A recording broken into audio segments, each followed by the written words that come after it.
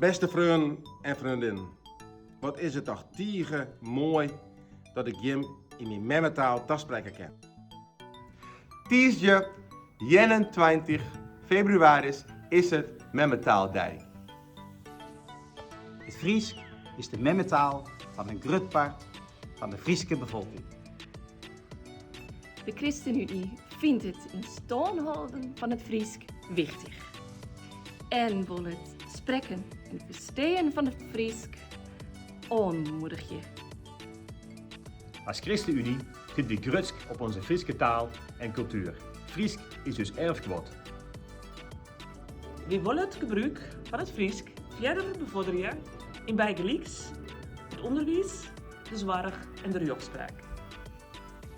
Oranje koken is natuurlijk ik Friese traditie. Dat jet bij Friesland. En daarom, als je met oranje koken winnen willen, stuur dan je mooiste Friese wut in. En waar weet, zit Jim straks onder lekkere oranje koken. Ontjen.